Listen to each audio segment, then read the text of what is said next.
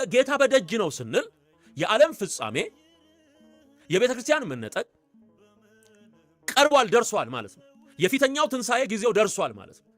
አይሆኑም ብለን የገመትናቸው ነገሮች እየሆኑ አይመጣም ብለን ያሰብነው ነገር እየመጣ በጣም በመደነቅ መንፈሳችን አይምሮአችን እየተሞላ ያለበት ዘመን በመደነቅ በመገረም። ስለዚህ ጌታ ምን አለ? አመፀኛ ወደፊት ያምጽ። ምንድን ነው? ምን ለመሆን ነው የምትፈልገው? ምን ለመሆን ነው የምትፈልገው? ለማመጽ ነው? አመጽ። ዳንኪራ እየረገጥኩኝ እኖራለሁ ነው? ቀጥል ቀጥል። በጥንቆላ እኖራለሁ ነው? ቀጥል። ዋጋህ ግን አለ፣ በጌታ እጅ አለ። በቃ ይሄ ነው ኦፕሽኑ፣ ይሄ ነው። ምንድነው የምትመርጠው? ምንድነው ደግሞ መጨረሻ የሚለውን ታየዋለህ። አመፀኛ ወደፊት ያም። አመጽ ማለት አለመታዘዝ ነው። ለእግዚአብሔር ቃል፣ ለእግዚአብሔር እውነት፣ ለእግዚአብሔር መንግስት፣ ለክርስቶስ ኢየሱስ፣ ለመንፈስ ቅዱስ አለመታዘዝ። ስለዚህ አመጽ ይሻለኛል ካለ ያምጽ። ንስሐ የማይገባ ከሆነ ያምጽ። መጨረሻው ጥፋት ነው። መጨረሻው ጥፋት በጣም አደገኛ ነገር ነው።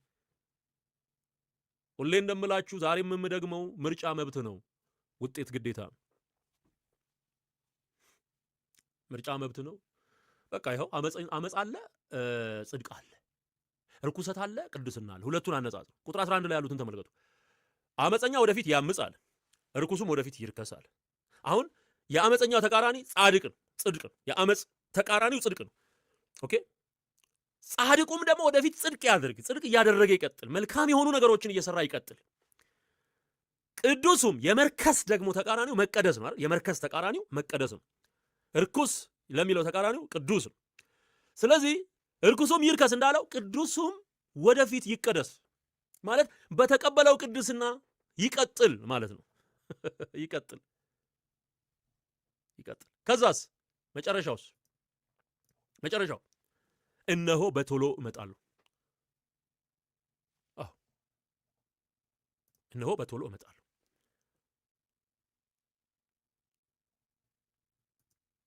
ኢየሱስ ይመጣል። ለምን ነው የሚመጣው?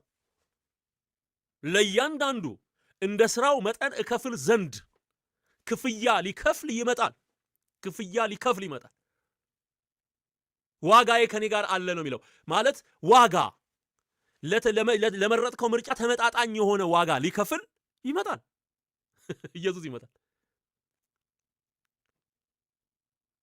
በቶሎ ነው የሚለው። እንደውም በቶሎ እመጣለሁ፣ ለእያንዳንዱ እንደ ስራው መጠን እከፍል ዘንድ ዋጋዬ ከኔ ጋር አለ። አልፋና ኦሜጋ፣ ፊተኛውና ኋለኛው፣ መጀመሪያውና መጨረሻው እኔ ነኝ። አይ ዋጋው ይሄንን ለሰው ልጆች የሚከፈለውን ዋጋ የያዘው ማን ነው? ኢየሱስ ክርስቶስ። ፈራጅ እሱ።